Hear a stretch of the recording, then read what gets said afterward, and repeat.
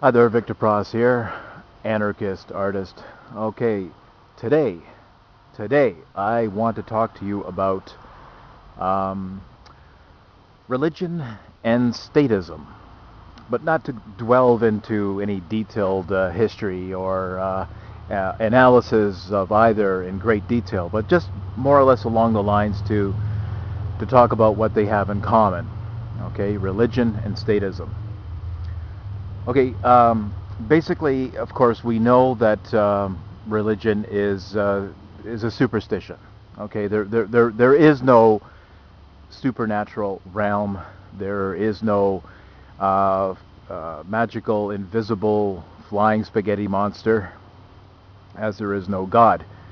Either God, in quotation marks, or the flying spaghetti monster have no objective reality. Okay, they're just both made up things, assertions, and they are not factual, objective, scientific, and it's just a product of the human imagination. The flying spaghetti monster and God.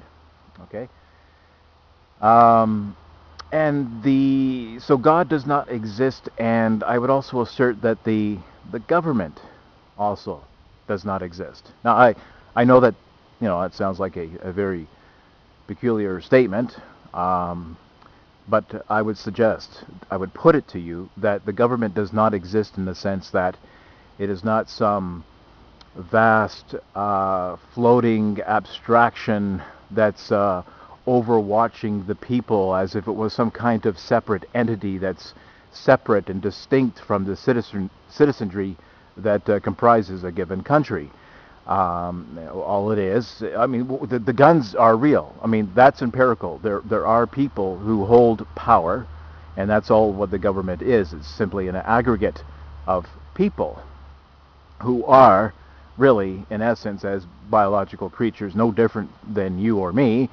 They might be different in the ways of being ethical monstrosities, in the sense that they impose force, that they initiate the use of force against people. But they're just people. Okay, we are just all people.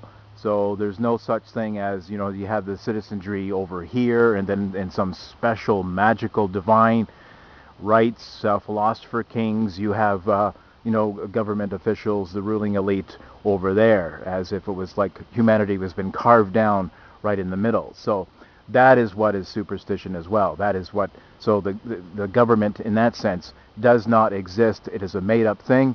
It is something that's reinforced through indoctrination and propaganda to think otherwise. Okay. Now,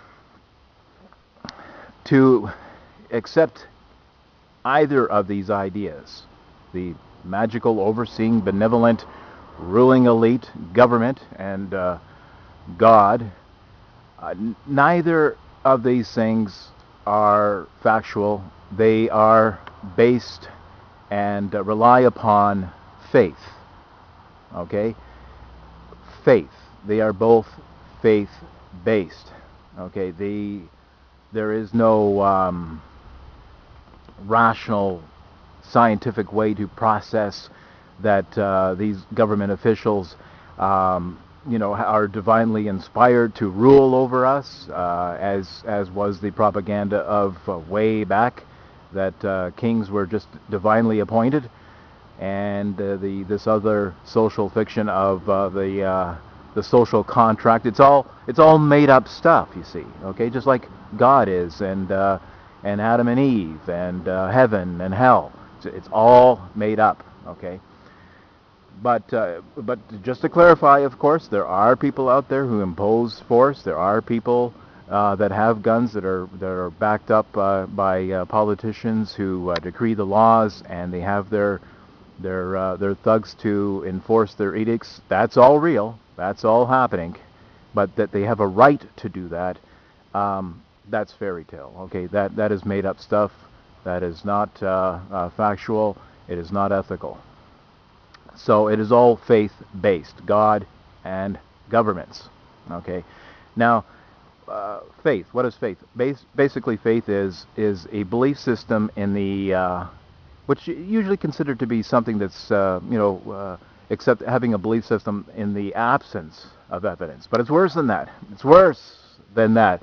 Faith is a belief system that is contrary to evidence. Okay, it flies in the face of evidence. Okay, it's not the mere absence of evidence.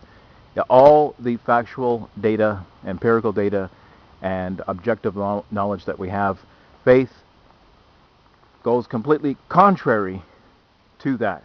So it's not just merely in the absence, it flies in the face of evidence.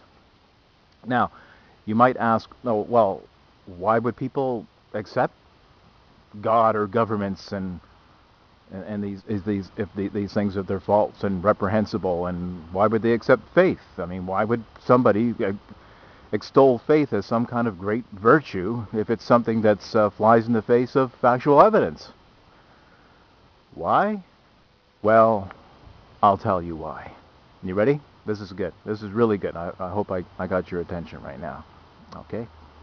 Here we go. I'm gonna whisper it to you. Morality. Okay? People have been indoctrinated to believe that accepting things on faith, whatever the content of that faith is, but in this case we're talking about gods and governments, people have been indoctrinated and propagandized to think that it's virtuous, okay, that it is moral to believe in these things. Okay, now this is not to trash morality. Okay, of course there are such a thing as objectively verifiable, universally preferable, as Stefan Molyneux would say, codes of conduct. But that's the whole point: is that the upper echelons, the political and religious pundits and intelligentsia have completely preempted morality. They have used it as a tool of manipulation. And they have convinced you that authority-based ethics is the way to go, when in fact it's not the way to go.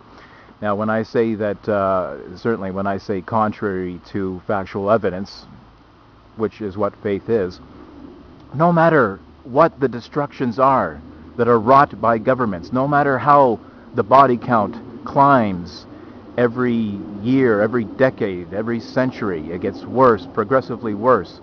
A government can completely impoverish its people, expropriate the resources and the toil and the energy and the productive energies of the citizenry. No matter what devastation, no matter what economic paralysis and eventual collapse, no matter how many wars are launched, people still buy into the idea, we need a government, And they fly in the face of the evidence of what they're seeing. Okay? And they have done that because of they accepted on faith, because they've been told that faith is good. That's point 2. 1.1. They accept faith as virtuous. Point 2. They accept faith as moral.